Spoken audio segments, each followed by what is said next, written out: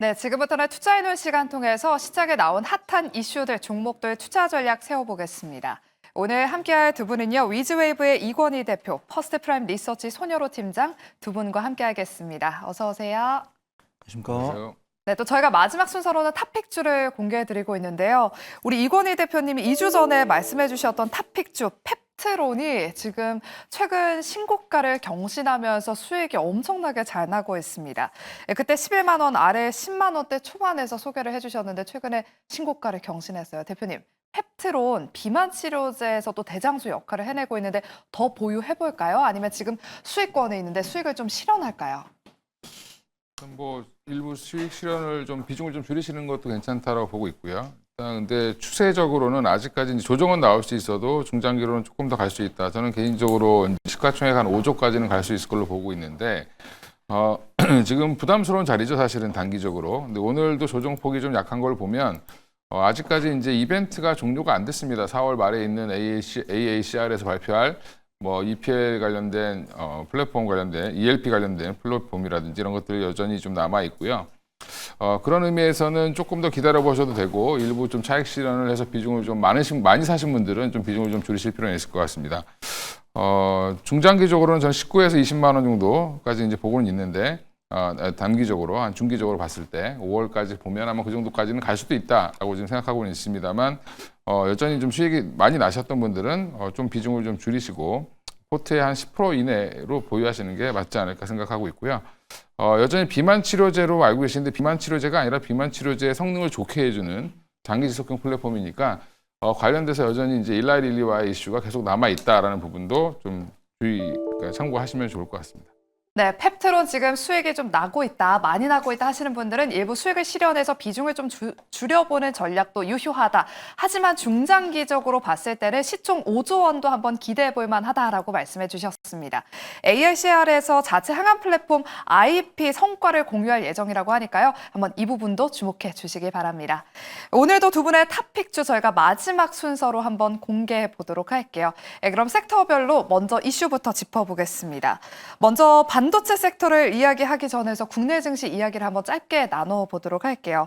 최근에 이재명 대선 예비 후보가 주식시장 활성화 정책을 통해서 코스피 지수 5천 시대를 실현하겠다면서 상법 개정안을 재추진하겠다는 공약을 내세웠습니다. 우리나라 국민의 대부분이 지금 자산이 부동산에 향해 있다 보니까 이 현실을 바꿔야 한다라면서 지금 상법 개정안 재추진 그리고 주식시장 활성화를 이야기했는데요. 먼저 이건희 대표님, 제가 잠시 후에 또 뭐 AI부터 시작해서 세종시 정책주 좀 투자 전략 한번 여쭤보도록 하겠고 일단은 증시 부양책 이야기부터 나눠보도록 할게요. 해당 정책주 대선 공약 우리 시장에 좀 투심을 개선시킬 수 있을까요? 어떻게 보시나요? 지금 뭐 공약한다고 뭐 투심이 살아나는 건 아니고 이제 막상 이제 진짜로 그분이 당선이 돼서 대통령이 되면 거부권 행사할 일이 없죠.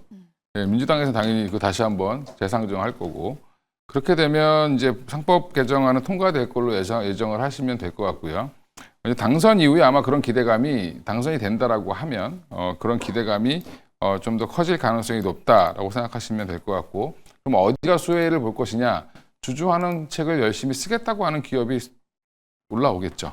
네, 그래서 최근에 뭐 금융주를 비롯해서 작년에 핫한 종목들이 있었지만 최근에 이제 다시 뭐 배당을 좀 늘리고 배당 성향을 좀 높이려고 하는 기업들 중심으로 해서 수혜를 볼 가능성은 높다라고 보고 있고 아마 그렇게 되면 이제 증시가 전반적으로 5,000포인트 야 말이 안 되는 소리 하는 거 아니야?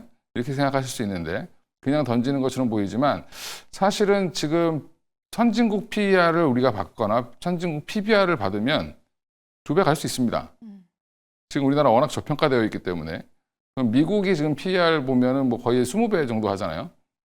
예, 근데 지금 우리나라는 뭐 10배도 안 하니까. 예, 그러면 이제 이게 자체가 여전히 이제 우리나라 저평가되어 있다는 부분만 해소가 된다. 그러면 이제 그 저평가 해소의 원인 중에 하나가 가버넌스 이슈니까 그 이슈가 해소된다라고 하면 뭐 5,000포인트도 못 갈 건 없는 거죠. 예, 그런 과정에서 이제 아마 그런 말을 공약이 나온 걸로 보이고요. 막상 이제 주주 권리 보장 관련된 이슈이기 때문에 이런 부분들이 이제 점차 지금도 어떻게 보면 여론이 형성되면서 최근에 뭐 유상증자라든지 뭐 여러 가지 이제 그 물적 분야에 관련돼서 금감원에서 제동을 많이 걸고 있죠. 네, 그런 부분들이 여전히 긍정적으로 보고 있고요. 앞으로 그렇게 되면 뭐 사실은 투자자 입장에서는 나쁠 건 없다 이렇게 말씀드리겠습니다. 네, 언젠가는 코스피 지수 5,000포인트를 한번 기대해 보도록 하겠습니다. 그리고 지난주 금요일 오후장부터 한미반도체 주가가 의미 있는 또 반등세가 나타나고 있습니다. SK하이닉스와의 동맹이 깨지는 것 아니냐 하는 우려가 있었지만 지금 SK하이닉스에서 달리기에 나서면서 갈등 해결의 실마리를 찾을 수 있을지 관심이 쏠리고 있는데요. 지금 이번 사태로 인해서 국내 반도체 업계 전반에 걸쳐서 공급망에 어떤 변화를 몰고 올지 지금 주목되고 있는 상황입니다. 이건희 대표님, 네. HBM 쪽에 또 인사이트가 풍부하시잖아요. 네. HBM 관련 종목도 현 시점에서 어떤 전략이 필요할지 뭐 한미 반도체 하나 비전 같이 좀 엮어서 말씀해 주실게요. 네, 일단 뭐 한미 반도체 하나 비전 싸움은 좀 지루하게 갈 거고요. 지금 한미 반도체 입장에서는 하나 비전 본인보다 이제 한미 반도체 입장입니다.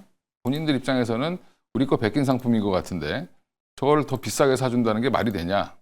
그러면 우리도 제값을 쳐달라는 얘기도 나왔고, 그리고 지금 한미 반도체가 큰 소리 칠 수 있는 배경은 또 마이크론 관련돼서 지금 실적이 워낙 좋습니다. 그러니까 마이크론 물량을 대는 것도 지금 굉장히 많이 인력이 들어가고 있는 상황이고, 거기에 지금 또 뭐 삼성전자의 러브콜 얘기도 나오고 있죠. 뭐 이런 여러 가지 이제 분위기가 HBM, TC 본딩 관련돼서는 한미 반도체가 전 세계를 주도하고 있는 기업이기 때문에 지금 뭐 특허권 이슈도 같이 걸려 있고, 하나세미텍이 얼만큼 치고 나올 수 있느냐는 물론 이제 SK 하이닉스의 이제 앞으로 수주 발주 여부에 따라 달려 있긴 하겠지만 이런 중견 기업이 대기업한테 이제 어떻게 보면 을인데 갑처럼 얘기를 하고 있는 거잖아요.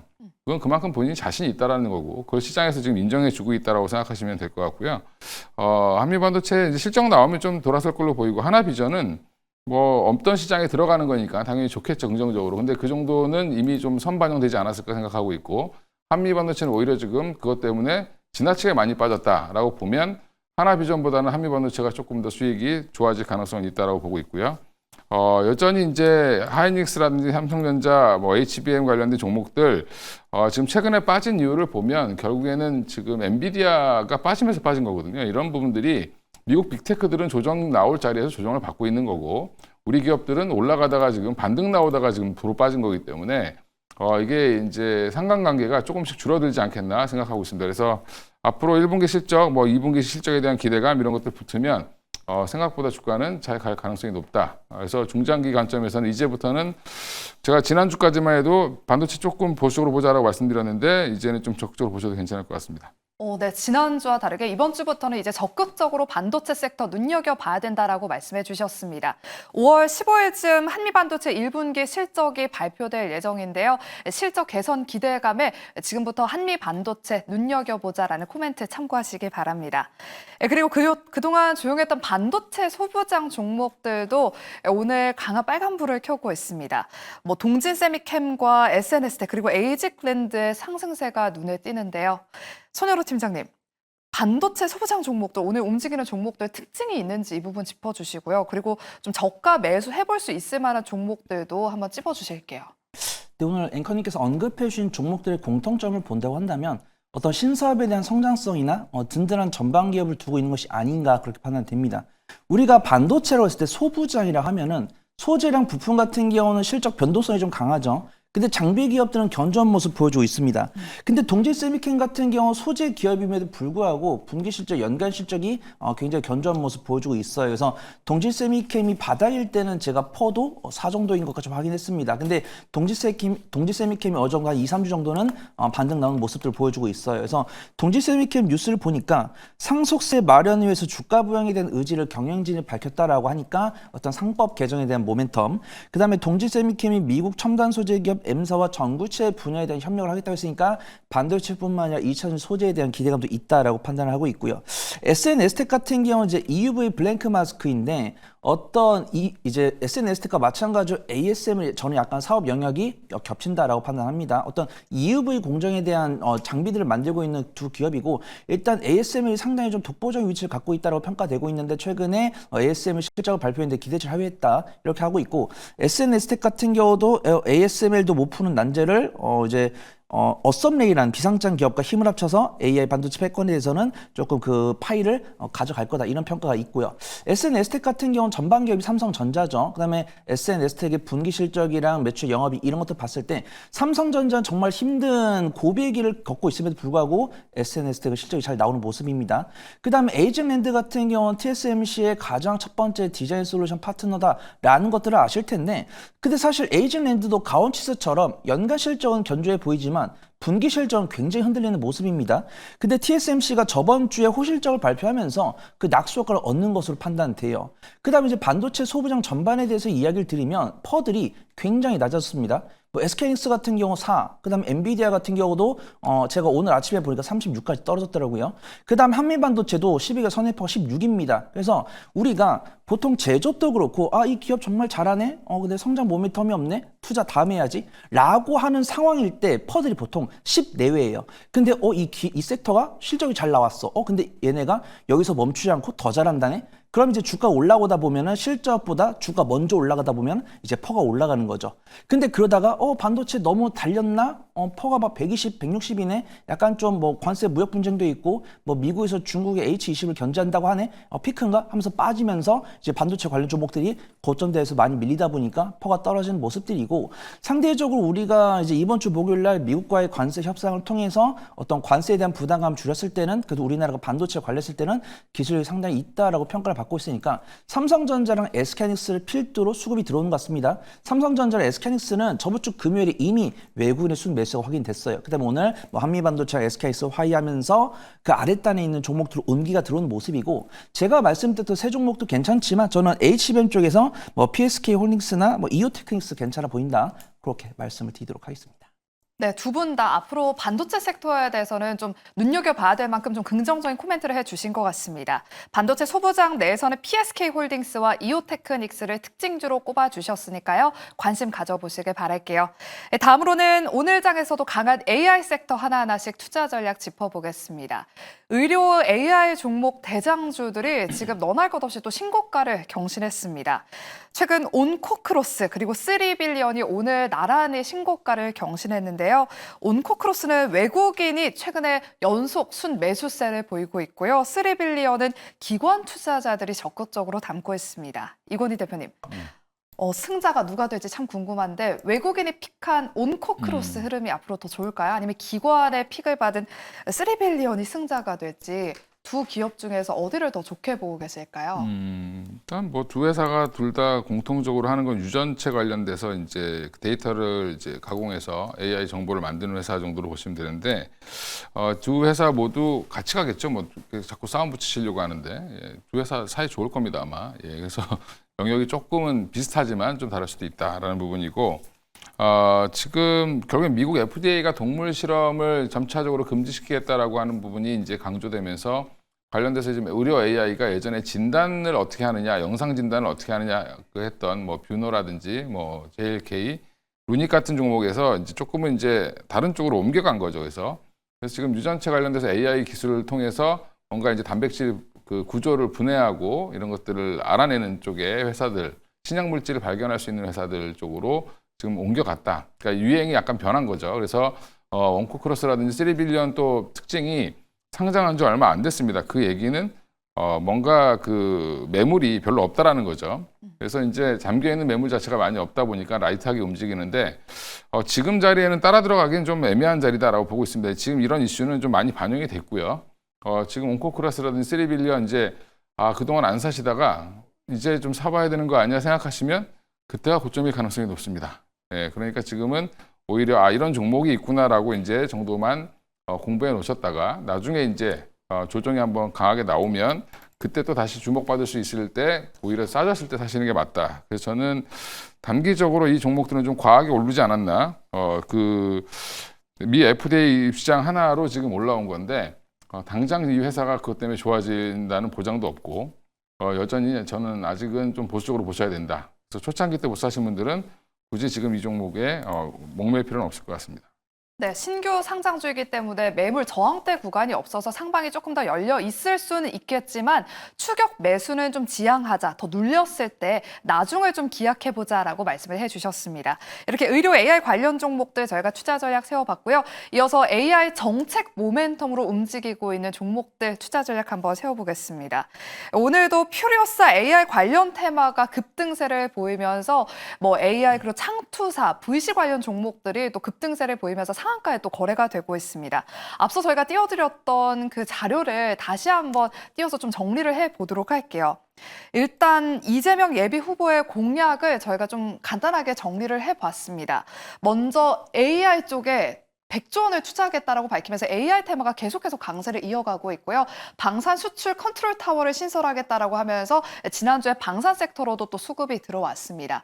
SU 관련 종목들은 오늘 오전 장 초반에 또 급등을 했다가 현재는 윗꼬리를 좀 단 상태고요. 지난주 K컬처 뭐 시장 규모 300조 원, 문화 수출 50조 원 목표로 하겠다라고 말하면서 뭐 웹툰이나 콘텐츠 관련 종목들로도 수급이 또 들어오기도 했습니다. 오늘은 또 세종시 관련 종목들이 또 급등세를 보이고 있는데요. 손유로 팀장님, 일단 구체적으로 아직 발표하지 않은 정책이 저출생과 뭐 일자리, 부동산에 있습니다. 앞으로 어떤 정책 모멘텀에 좀 집중해 봐야 될까요? 네, 어떤 정책이 나올지 예상은 되지만 정확히 어떤 시점에 될지는 잘 모르겠는데 제가 뉴스를 보다 보니까 이런 이야기 있더라고요. 건설은 좀 나오지 않을까 그렇게 판단됩니다. 건설 쪽. 네. 건설은 그냥 무작정 건설하기보다는 어떤 거주자분들이 원하시는 지역에 뭐 부동산을 지어야 되는 것이 아니냐 이런 이제 설전이 오고 간다라는 뉴스는 들었기 때문에 아마 그 관련 뉴스가 가장 먼저 나오지 않을까 그렇게 판단되고 있고, 근데 이제 앵커님께서 일목요연하게 다 설명을 해주셨고 건설주들도 뭐 현대건설이나 뭐 이런 종목들은 굉장히 바닥 대비 많이 올라온 것을 알 수가 있습니다. 그래서 저는 어떤 종목도 안전하게 그냥 사놓으면은 수익 날 수 있는 섹터는 내가 만약에 앞으로 나오지 않았지만 나올 거다라고 예상을 해가지고 확인할 수밖에 없다라고 판단을 하고 있고요. 근데 안타깝게도 실적 반영 여부는 좀 불투명합니다. 그래서 지금 보면 저는 STO랑 이제 AI 소프트웨어가 가장 좀 쉽게 공략할 수 있다라고 판단되고 있는데, AI 소프트웨어 같은 경우는 저저번 주 후반부터 저번 주 중반까지 강세를 보인 다음에 쉬어간 모습들이고, STO 같은 경우는 저번 주 금요일날 강세 보여주고 오늘 추가 강세 나오는 모습입니다. 이제 창투 기업들까지요. 근데 맹점 같은 경우는 외국인과 기관보다는 개인 투자분들 위주로 접근하고 있는 것으로 판단됩니다. 그래서 저는 뭐 투자를 못한다라는 관점보다는 저는 이제 방송 시청하시는 분들 중에서 난 단기적인 변동성을 좋아하는데 라고 했을 때는 아까 김영민 매니저께서 이야기하신 하나투자증권 저도 굉장히 좋아하고, 저는 신한지주나 하나금융지주 이런 종목들이 괜찮다라고 봐요. 그 다음에 갤럭시 SM, 갤럭시 머니터리, 핑거 이런 종목들은 시세가 나왔기 때문에 매매 관점을 보는 게 맞다라고 판단을 하고 있고요. AI 소프트웨어 같은 경우는 제가 또 지지난주에 코난 테크놀로지 말씀드렸고 뭐 한글과 컴퓨터나 폴라리스 오피스 이런 종목들이 음봉을 만들고 있습니다. 근데 자세히 살펴보니까 개인 투자분들이 매도하시고 외국인 투자가들이 그 물량을 받고 있더라고요. 아무래도 개인 투자분들 입장에서는 AI 소프트웨어를 매수를 하신 다음에 이제 STO 뉴스가 나오니까 AI 소프트웨어를 매도하고 STO로 가고 있는 것 같습니다. 그래서 단기적인 변동성을 원하시는 분들은 STO, 저는 STO 조금 너무 뭐 10% 넘게 움직여 좀 부담되는데요 라고 하신 분들은 AI 소프트웨어를 모아가는 관점이 안전해 보인다, 그렇게 평가하도록 하겠습니다. 네, 부동산과 관련해서 코멘트를 한번 기대해보자라고 말씀해 주셨고요. 단기적으로는 STO 쪽, 그리고 중장기적으로는 AI 소프트웨어를 짚어주셨습니다. 다음으로는 저희가 조방변 조선과 방산 변압기 짧게 한번 여쭤보도록 할게요. 오늘 조선주들이 차익 실현 매물과 함께 삼성중공업 쪽으로 또 공매도 물량이 증가하면서 조정을 겪고 있습니다. 이건희 대표님, 오늘 조선주의 하락 이유가 궁금하고요. 그리고 앞으로 조선주들 좀 조정이 조금 더 길어지는 건가요? 대응 전략 세워주실게요. 조선주가 이제 작년 뭐 정확히는 이제 작년부터죠. 작년 이제 24년 한 6월부터 작년 하반기부터 이제 급등하기 시작해서 올해 2월 지금 현재까지 좋았습니다. 좋았는데 그 좋은 이유 중에 하나는 이제 수주 물량이 늘어났다는 게 가장 근본적인 거고, 실적도 이제 양호해진다, 영업이익률도 높아지고 있다는 부분도 여전히 좋은 흐름을 이어가게 한 요인 중에 하나였는데, 올해 들어서 작년 11월 달 이후로는 어떻게 보면 트럼프 대통령 당선 이후에 미국에서의 러브콜 이슈가 가장 컸죠. 그러면서 이제 그 군함 건조 이슈, STO 관련된 이슈, 그 MRO 관련된 이슈 이런 것까지 같이 붙으면서 사실은 주가가 지금 고공행진을 보였는데 오늘 하락폭은 또 이제 트럼프의 말에서 시작된 거죠. 한마디로 조선업 우리가 이제 뭐 한국 밀어주려는 게 아니라 우리 나라에서 배 만들어야 된다. 우리 앞으로 LNG선 발주하면 그 배 우리나라에서 만들어라. 미국에서 만들어라. 이렇게 지금 얘기하면서 조선업이 뭐 셈법이 복잡해졌다 이런 기사도 나왔는데 사실 미국의 조선소를 우리나라 기업이 지금 필리조선소 자그마한 필리조선소 하나 갖고 있는 게 하나오션이 전부고 대부분 아직은 뭐 국내 중심에서 하고 있는 상황인데 이걸 또 외국에 나가서 미국에 나가서 조선소를 또 인수하거나 새로 짓거나 하기에는 좀 부담스럽지 않나 이렇게 보고 있는 것 같고요. 결국에는 미국 조선 산업을 키우기 위해서 우리를 이용하는 거 아니냐라는 이제 그런 것들 때문에 차익 실현 매물이 좀 나왔다라고 보시면 될 것 같고요. 아마 실적은 잘 나올 거니까 실적 대비해서 주가는 뭐 실적 발표 때 잠깐 또 반등 나올 수도 있는데 좀 쉬어가는 국면에 좀 들어간 게 아닌가 생각하고 있습니다. 그래서 조선주 지금 너무 공격적으로 매수하시기보다는 갖고 계신 분들은 좀 비중을 좀 줄이시고 또 한번 공략할 시점을 다시 한번 찾아보셔야 될 것 같습니다. 네, 조선주들은 단기적으로 조금 더 하락세도 있을 수 있다라고 짚어주셨습니다. 네, 그래도 방산주는 지금 조선주 대비 견조한 모습인데요. 그중에서 한화 에어로스페이스가 지난주 장중에 현대차 시총을 제치고 시총 5위에 올라서기도 했습니다. 손현호 팀장님, 증권가의 전망처럼 황제주로 좀 올라설 수 있을까요? 네, 좀 충분히 좀 그러지 않을까 그렇게 판단되고 있고요. 저 역시도 저는 약간 이제 펀드 매니저, 애널리스트보다 펀드 매니저 역할이기 때문에 어떤 시세를 좀 쫓아갑니다. 근데 이제 애널리스트 분께서 리서치 하시는 분들께서 이제 사무실에서 열심히 IR도 가시고 전화통화 통해서 이 기업이 가져갈 수 있는 수주나 실적 보시면서 이제 전망들을 바꿔 나가시죠. 그래서 지금 보면 방산 기업들은 12개월 선행파가 변화가 없는데 조선주들은 12개월 선행파가 많이 변했더라고요. 방산 같은 경우는 한 12에서 15 정도인데 조선도 사실 25 정도였는데 지금 제가 보니까 조선주들이 퍼가 12개월 선행퍼가 한 35, 40까지 올라간 것으로 확인됩니다. 그래서 애널리스트 분들께서 최근 1년간에 가져갈 수 있는 수주가 생각보다 안 나오다 보니까 좀 전망치를 낮추셨나 보다 이렇게 판단됩니다. 그 다음에 이제 현대 로템이랑 하나 에어로스페이스 같은 경우는 워낙 긍정적인 리포트들 많이 나오고 있고 하나 에어로스페이스가 이 K9을 이제 폴란드에다가 납품하려고 했었는데 납품 일정이 지연이 됐다 이런 이야기 나왔죠. 그러면 내가 다음 달에 뭐 100만 원을 받으려고 했는데 이 100만 원이 한 2달 뒤, 3달 뒤 밀려난 거예요. 그러면 투자분들께서 야 이거 별론데 팔아. 이러면 이제 매도세가 나올 텐데 그런 것들까지도 용인을 해주는 것 같습니다. 투자분께서 매도를 안 하고 있어요. 그래서 하나 에어로스페이스가 이제 한국투자증권사 리포트가 나오면서 목표가 상향됐는데 뭐 내용들은 리포트에 다 나와 있습니다. 근데 그런 것들에 따라서 외국인과 기관들이 부정적으로 보지 않는다고 했을 때는 부정적으로 볼 필요 없다라고 판단되고 있고요. 저는 저번 주에는 뭐 현대로템이나 하나 에어로스페이스 둘 다 긍정적으로 말씀드렸는데 하나 에어로스페이스가 확실하게 일간 변동성이 크니까 단기적인 변동성을 선호하시는 분들은 하나 에어로스페이스, 안정성을 중시하시는 분들은 현대로템이 좋아 보인다. 그렇게 말씀을 드리도록 하겠습니다. 네, 한화 에어로스페이스와 현대 로템 참고해 보시길 바랍니다.